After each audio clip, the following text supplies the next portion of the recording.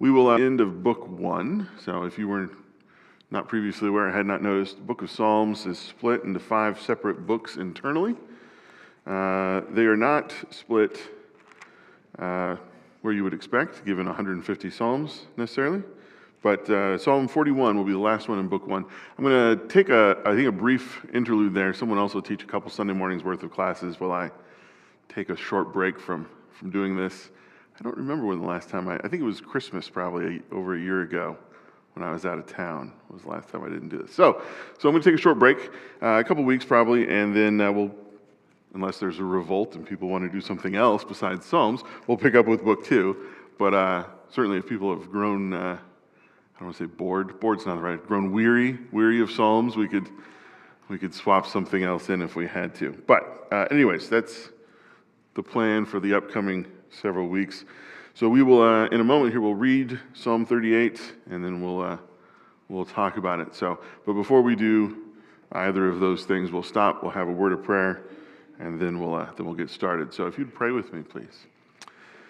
Father in heaven, we thank you for this day. We thank you for the world you have made. We are grateful to you for what you have given to us, the gifts and the blessings you bestow. We are thankful for the gift of your word, that you have revealed yourself to us through it and through the sending of your living word, your Son. We ask that at this time, Father, you would bless us as we study from it, that we may better understand it, that we may better understand you, that we may better understand your will for our lives so that we can serve you with the things that we do and the people that we are.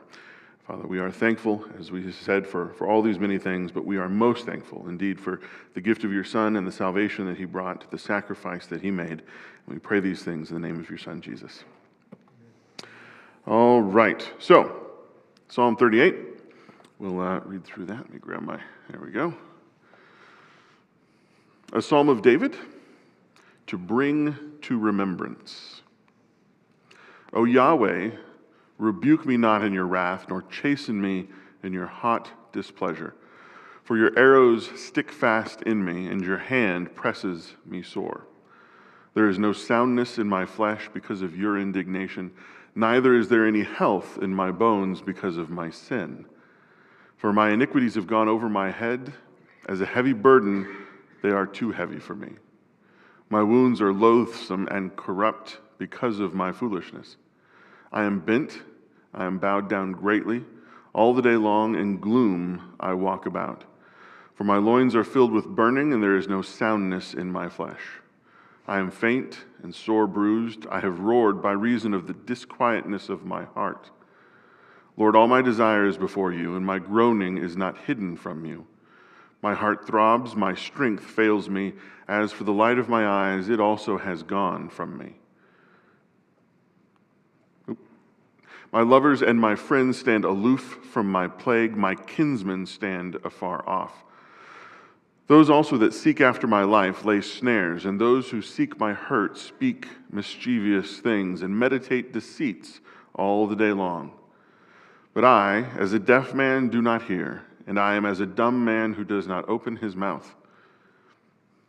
Yea, I am as a man who does not hear, and in whose mouth are no reproofs. For in you, O Yahweh, do I hope. You will answer, O Lord my God. For I said, lest they rejoice over me when my foot slips, they magnify themselves against me. For I am ready to fall, and my sorrow is continually before me. For I will declare my iniquity, I will be sorry for my sin. And my enemies are lively, they are strong, and those who hate me wrongfully are multiplied. And those who render evil for good are adversaries to me for my pursuing good. Do not forsake me, O Yahweh. O my God, be not far from me. Make haste to help me, O Lord, my salvation. So the standard preliminary question that I always ask, what is this psalm about? He is literally sick from his sin. Speaking of sick, literally sick from sin, yes. If we were to classify this psalm, a lament, it doesn't fit absolutely 100% perfect, but then what does, really, right? When you have an ideal or a template, most things in real life vary from it, right? It's rare that you would have it. But yes, he is lamenting to God though again, it's missing a few things. There's no specific indication of what he has done. There's not a specific occasion in a life that we can tie this to. It's fairly general, which of course is probably part of the reason that it ends up getting included in the book of Psalms, right? That it has a broader applicability. You would store that, save that, use that multiple people, multiple occasions, different times and places. But it does have that basic format, yeah. It does seem to fit his sin with Bathsheba, and because at that time he really was even, it looked like sick with sin and all of his machinations and how he manipulated her husband to get killed and things like that. And then he was in bed, I mean, inconsolable by his friends and peers, and yet the enemies outside the gates were still, fighting and everything. So in a general sense, it could fit that, but it's just a sin. So because he doesn't say exactly what it's about or actually who the person is, we assume it's David. Mm-hmm. There's no, it is I, statement in there. But he says, out of my foolishness. And so he really sets the point of where it's all coming from. It's really from me. Yeah, the difficulty with connecting this to Bathsheba specifically, though, is that did not involve a direct physical illness on his part. That he was indeed emotionally cast down and fasted and caused himself some physical distress in that circumstance. But this psalm actually describes some fairly specific physical ailments that don't appear to be entirely figurative. The way that they are described, it sounds as if he actually had some sort of fairly nasty disease of some kind. Whoever this is being written about. And again, it is certainly possible to read the entire thing as entirely figurative, but some of the specificity, you kind of think it argues against it a little bit. But again, who can be 100% sure? Yes, sir? I don't think it's not just sin, it's things that are various things going on in his life because of the fact where it says that the burdens are over my head. Mm-hmm. And the way they used to carry things, you keep piling stuff on.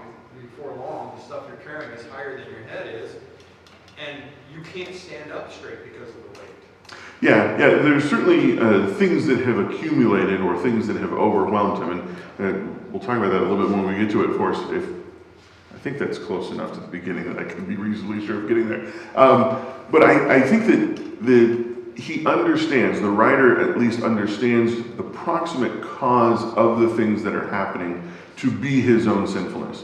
And it appears to be specifically a specific thing, or maybe things, that he has done. And there is a strong connection, particularly in the Old Testament too, of drawing a connection between misfortune and the sinfulness of the person involved, to the point where Jesus actually speaks against that in the New Testament, the Gospels, saying that yes, that is true, but that is not always the case, and you have to be careful about making that universal. Yeah. Well, when you're reading it, I went to more of the period of time when his son was sick, and he was just crying and inconsolable until the moment that his son had died, and I can see that feeling, like, it was a result of his sin, and also the feeling of the anguish when your child is in that position. It can feel very much like you are yourself, in agony. Yeah, and it certainly has some resonance with that particular situation. The difference is, again, I don't want to seem like I'm overly dogmatic, but that it is specifically from the writer's point of view about what is happening to me, to myself. I would also say that there is a specific Psalm 51, which is just 10 Psalms after this one, that is specifically noted in the beginning as being a result of David's anguish over the sin he commits with Bathsheba.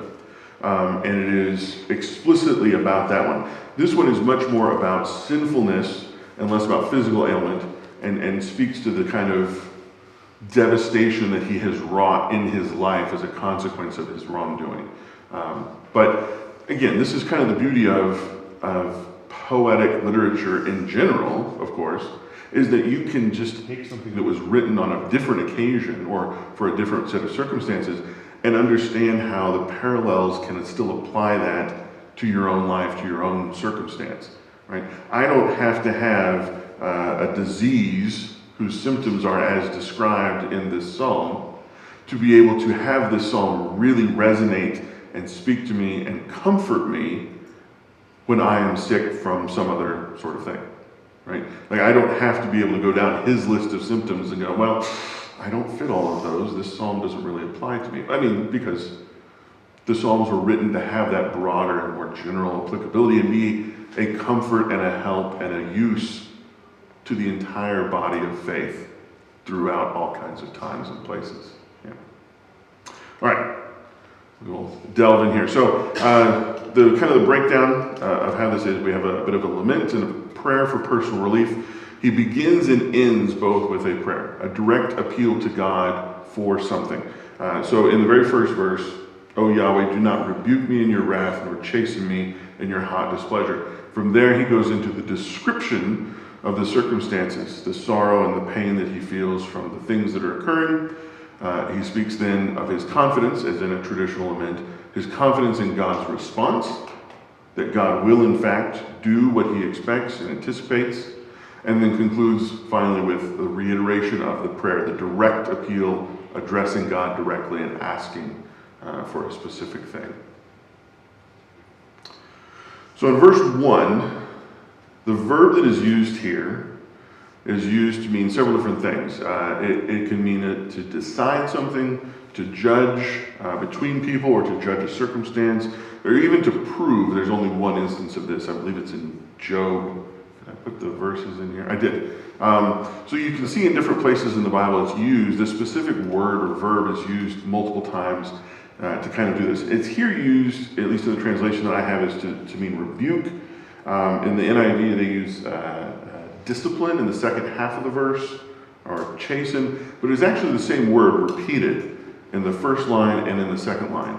And it has a fairly broad sense. We're using it kind of in that fourth one that I have here, but it can mean to judge between things, to appoint someone. This is when I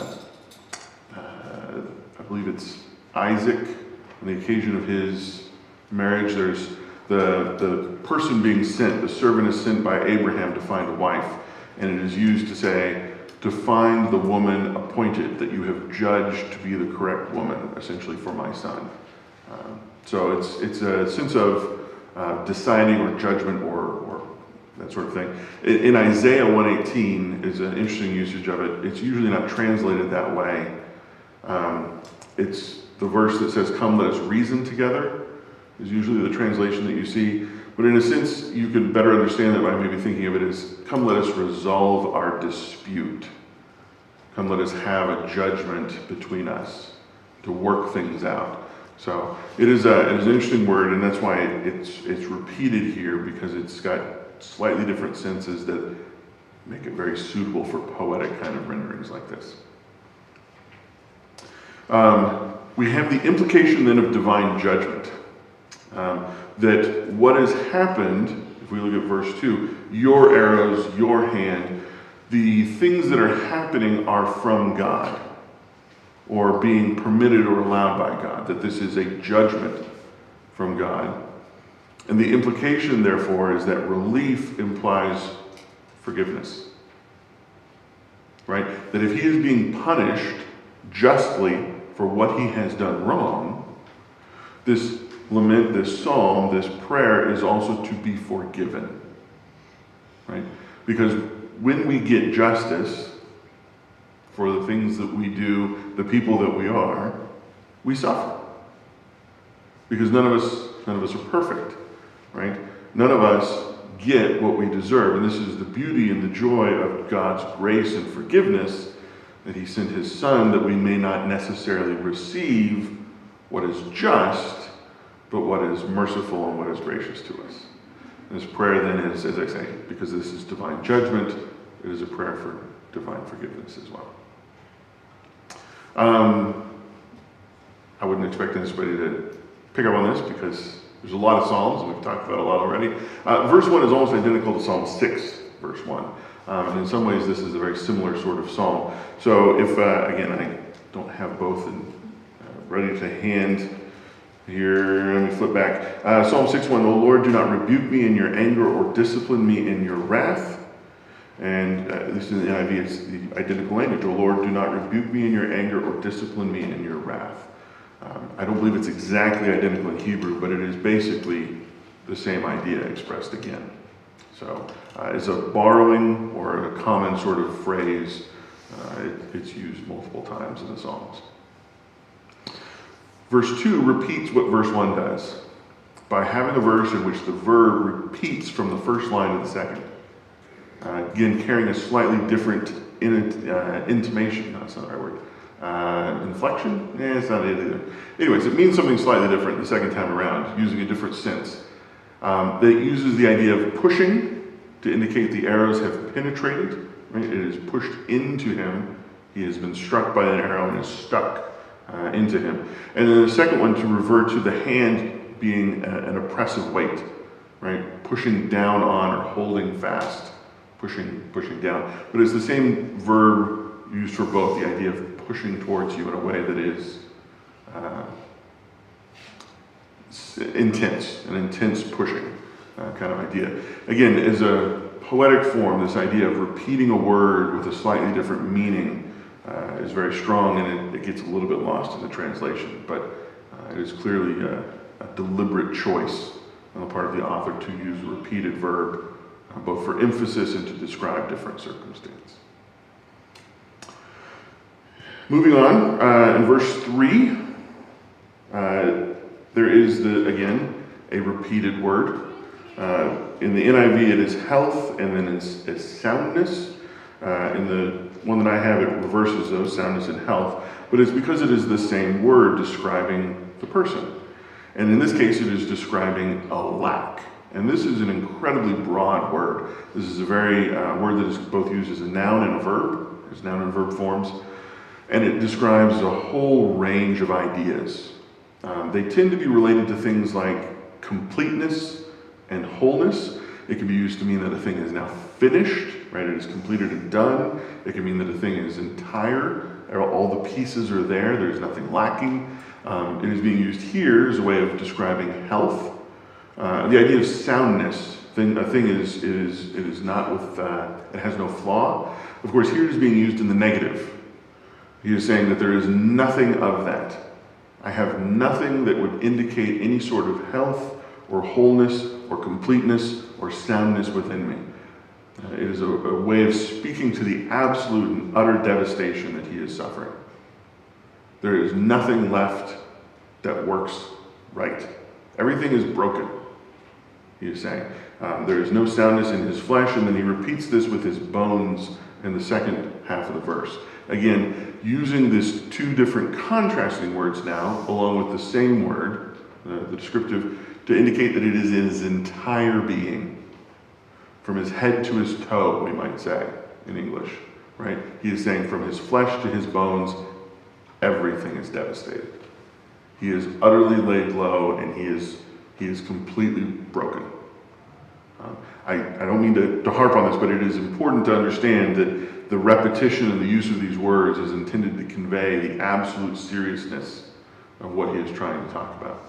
So he has used repeated words in the first three verses to talk about what it is that he needs from God, to emphasize the depth of his need, God's severeness in his rebuke, the oppression that he feels, the pressing down or the danger that he is in, and then the absolute wrecking of his body, that he is racked with all sorts of ailments. So he is in severe distress. This is, again, speaks to, and these are physical descriptions in each of these cases. We can understand them figuratively, of course, and I don't think there's anything wrong with taking that as a figurative way of describing his spiritual health as well, necessarily, but they are all physical descriptions that he is going to use for his sufferings and his ailments. He's going to go on. There's going to be a bunch more of these. We can move through these, and that's the point I just made. The word indignation that he uses here, let me find my verse. Speaking of his indignation because of the indignation of God in verse 3, It's wrath in the NIV. The word is one that's related to the idea of a pot boiling over. The concept being essentially that his sin has reached the point where God has become wrathful and he is now dispensing judgment. Right? We see the concept in the Old Testament frequently of God being patient, God being long-suffering, God waiting for things, giving people a chance before his wrath is actually poured out. And this is the idea that the psalmist is speaking of, that I have reached the point where I have vexed you to the point that it is boiled over and I am now being justly punished. Right? That it has taken time, but now that it has come, it is just simply overflowing. Verse 4. This seems like an incomplete figure for drowning, or an image of drowning. The words don't actually complete this idea. It says, my iniquities have gone over my head. But it doesn't actually give you what that implies. It's left unstated. My iniquities have gone over my head. Well, what does that mean? How does that hurt you? What does that affect you? It seems to indicate submerged in them, or so the idea of being drowning under them, but it is left poetically vague or unstated so that the reader can supply what the meaning is. We sometimes do this in English as well too, right? That you will leave the actual conclusion unstated and we'll just simply talk about what has happened, and the effect or the result is left implied by what is it we're talking about. Would that be akin to being overwhelmed? That's exactly what the idea is. That's the word in English. People talk about this, being whelmed or overwhelmed. It refers to, I believe, that the original in English comes from water knocking you down or surging over the top of you. So even the English word carries specifically the idea of water in it. I don't know that the Hebrew necessarily does, but the idea is the same, that it is risen high enough that it is now covering me over or above me. Yeah. Would it be like waves? You wouldn't necessarily drown in waves, so that might be the incompleteness. But you're getting that constant bombardment. You're overwhelmed. It's too much. Yeah. You drown, obviously, but It could well be. The idea of it being over your head could, again, if we're not necessarily taking the idea of drowning, there could be other circumstances too, right? That if you've fallen into a pit, the edge of the pit is over your head.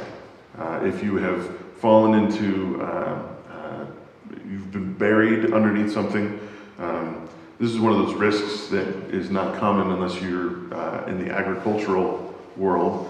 But, grain silos are dangerous places, right? Because if it gets over your head, you can die, right? There's lots of things where, circumstances in people's lives where you can experience something going over your head is incredibly risky, as incredibly dangerous, as being more than you can deal with on your own. Frequently, once that happens, whatever circumstance you find yourself in, whatever physical circumstance, you require help to escape.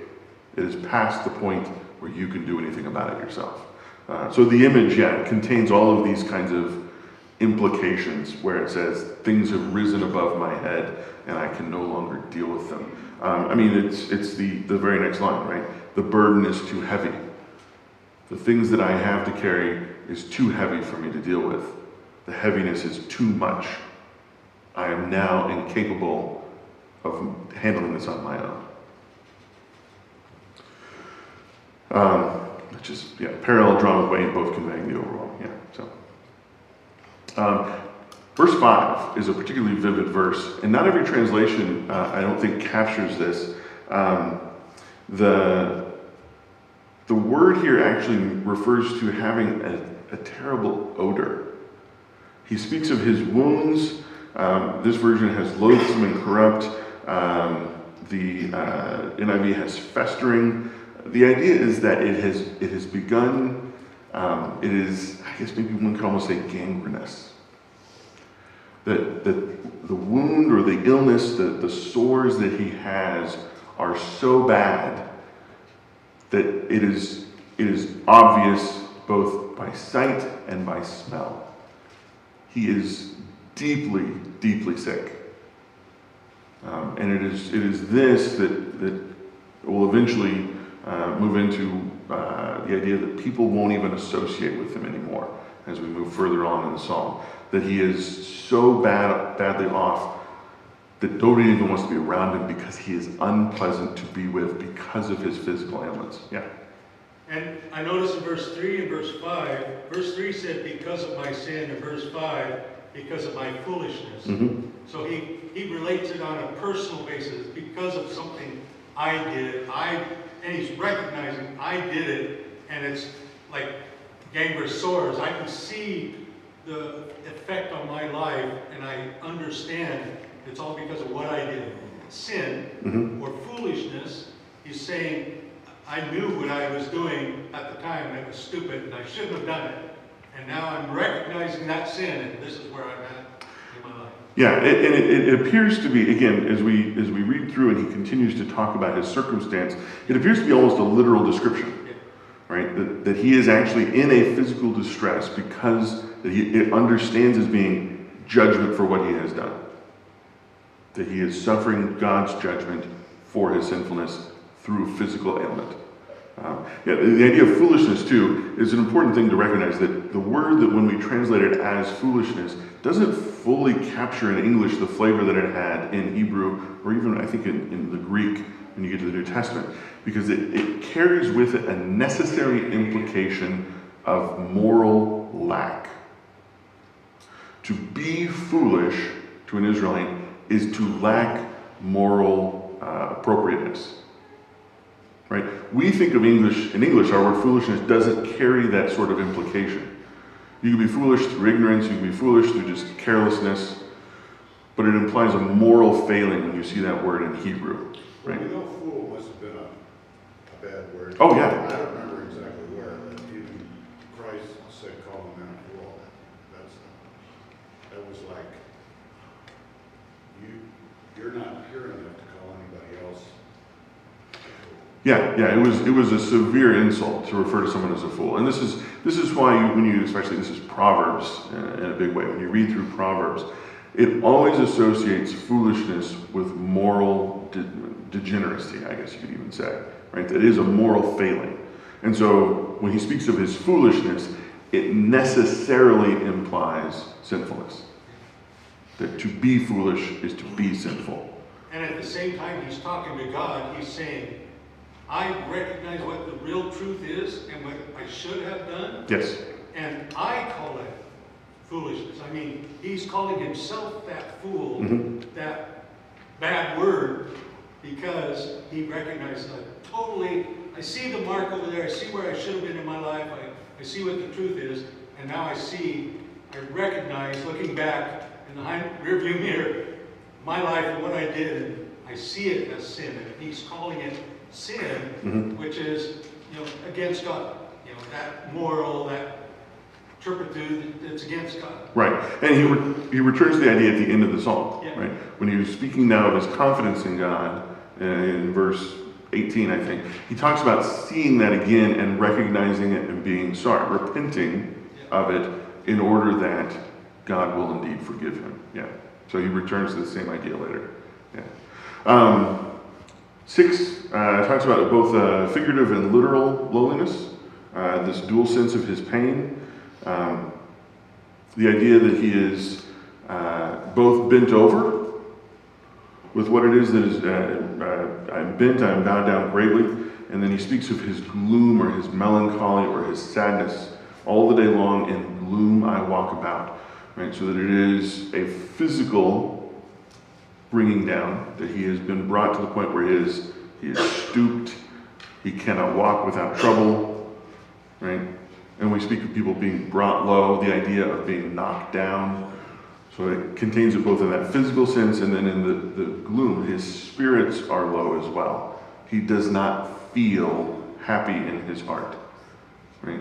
In all these different ways, in both these different ways maybe, he is being pushed down. We return to that idea from the second verse, I think it was, the idea of him being oppressed, right? The idea of something overwhelming him, above him, that is holding him down. All of these ideas combining together in again, figurative, and then it seems literal ways as well. That he is suffering physically as well as spiritually. The NIV likes to take verse 7 and call it back pain. I don't know if any other translations do this. He speaks of the burning in his loins. I don't think very specific, but it is, again, a physical symptom. He's actually referring to physical things that are wrong with him. We don't have, obviously, diagnosing somebody over the internet, which is a popular pastime nowadays, is a risky business even as it is. I wouldn't presume to do it with no medical expertise at a range of thousands of years through a poetic psalm. But I think that it is at least clear that he is describing physical symptoms of a real illness. That he has got several specific things that he talks about. Festering sores, he talks about a burning thing that is in the lower half of his body. He speaks of being, in verse 10, his heart is pounding, he has eyesight failing, right? He's not seeing clearly. He does seem to be in severe, literal physical distress. And he will, at some point later, also talk about, he thinks he's on the verge of death. He believes himself to be about to die. And it is only his confidence in who God is and God's justice, and God's mercy and forgiveness that he expects that he will not, in fact, die. That he has been brought to the doorstep of death, but he will be brought back through the grace of God. The word soundness as well is a repetition from verse 3. It's the same word that's used there for health and soundness. He uses the word roar, which is very interesting to me in verse 8. The NIV gives it groan, but the word is literally roar. It is the same sound that they use, or the same word, I should say, for the sound made by a lion. It is literally a roar. The interesting thing here is that you would say, well, okay, he's so weak. How is he roaring? Where does that strength come from? But it is also used for the involuntary sounds of distress. The idea that you are in so much pain that you are no longer in control of the sounds you make. I can actually see this happening. Sure. I mean, all of this feeds, the mind is an incredible thing. And whatever you feed it, whatever you're experiencing, all goes in there. And I can see this roar. There's sometimes, something will happen to me, and I bet everybody does it. You just get to a point where, without even thinking, you make a sound, a loud groan or Oh, sure. I'm sure this has happened to other people in the room, certainly as well. I remember with one of my grandparents being with them in their final days when they were very ill. They were not necessarily very coherent any longer. That occasionally there would just be noises. The pain was such at times that you would just hear noise. They would just make noise. And it was like this idea that it has now become an involuntary act because of the pain and distress you are in. And it raises an interesting kind of idea, was this actually written in the throes of what was occurring? We tend to think of these as being written in the midst of what is going on, or at least I do, which when I read things like this and I stop to think about it, I realize it's probably wrong, right? When I am suffering badly, though I have not ever suffered to this degree, I have a lot of trouble focusing on things, right? Doing other tasks, and being able to come up with a psalm, writing a song or a poem in the midst of this kind of pain, I don't think that I could do it. I don't think I could do it anyways, but... I think how they wrote back then, it wasn't just picking up a pencil and writing something down. Yes, yeah, you didn't just write something on paper and then, crumple it up, I'm going to try it over, start over, yeah. But I wonder if it wasn't over time, because it sounds like this was something that didn't just come on. It was...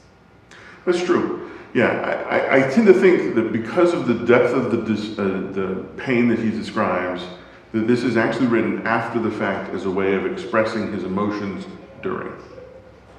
Right? That he is casting back to write this. Because to experience involuntary distress, or making the involuntary sounds during distress, to that degree, and then still being able to convey that in some sort of written or poetic way, or to put that to music, I don't think that's possible.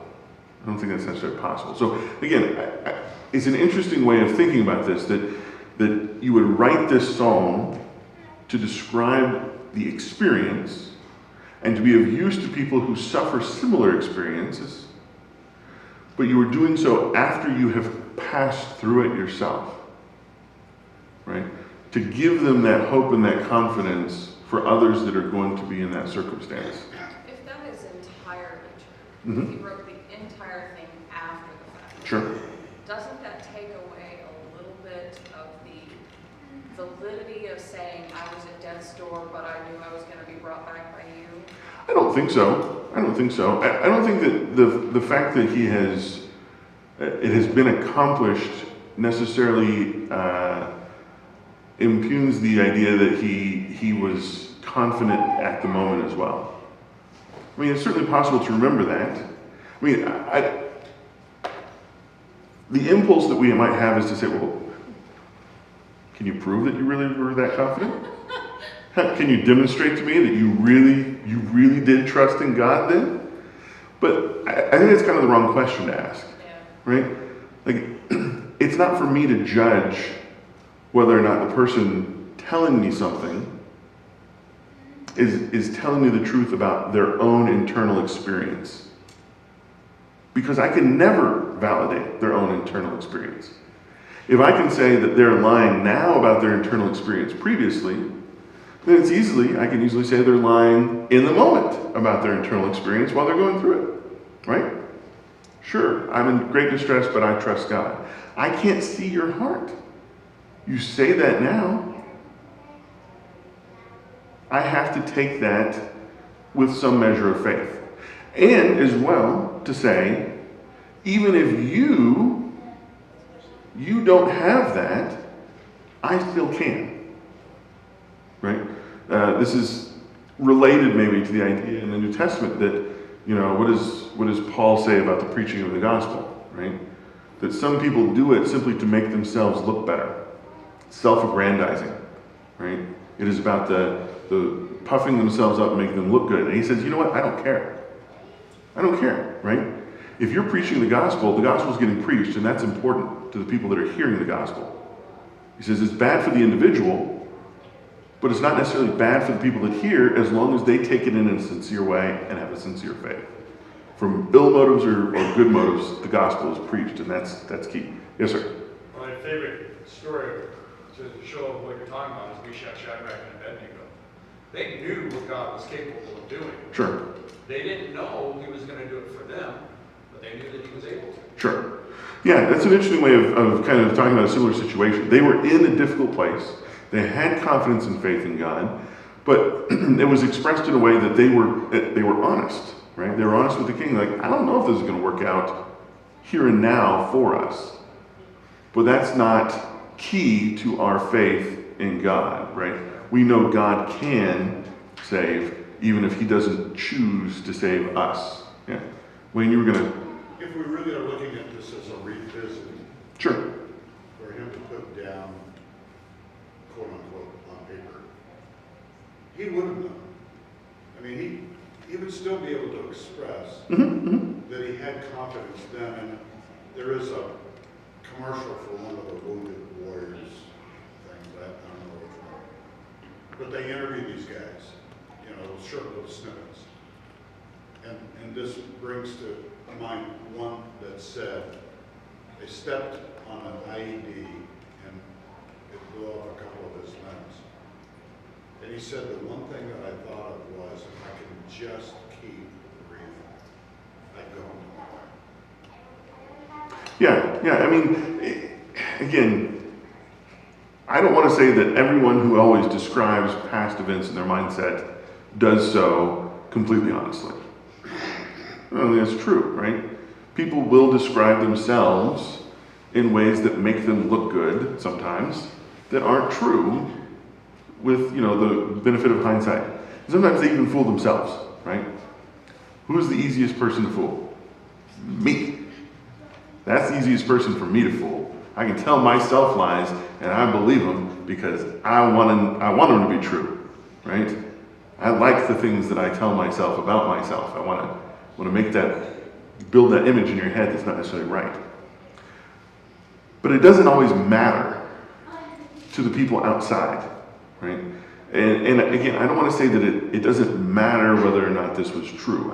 I think that we have confidence that what he is saying is true, that it is inspired, and that God shepherds and cares for his word and what gets written down and passed on.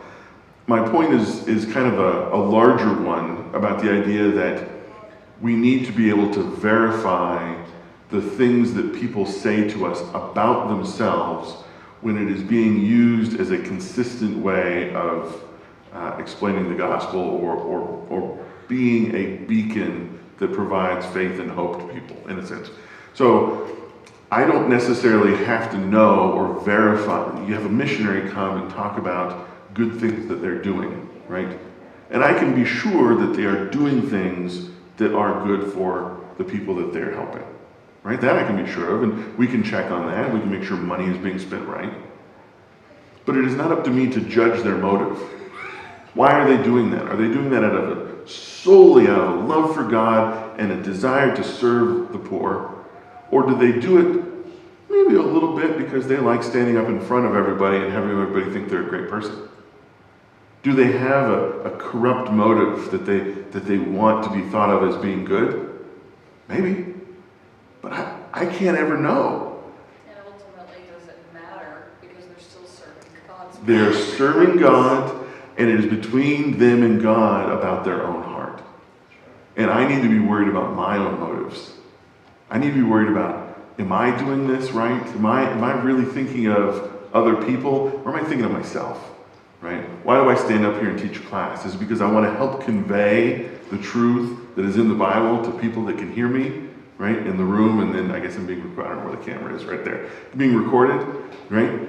Is that why I'm doing this? Or is it because I like it when people come up to me after class and be like, that was a really great class, Ryan. I really enjoyed that. Right? Am I doing it for the pat on the back? Am I doing it for that? Because if I am, that's the wrong reason. But there's no way to know. But the message is still being preached. And if the message is still good, hopefully it still benefits people. And that's the part that we can judge about others, right? I have to be careful about my heart. You have to be careful about your own. Yeah.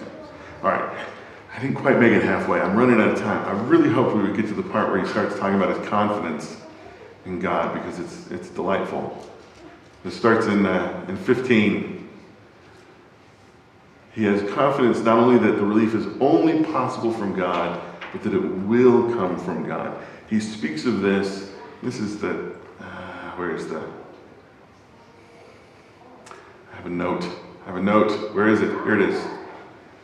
His salvation is not a result of who he is, but of who God is. His confidence is from knowledge of God and God's nature, rather than any belief in his own worthiness. Why will God save me? Because God will not allow evil to triumph. Why will God protect me? Because God does not want the evil to win. Why will God help me? Because God is faithful to who he says he is and what he will do.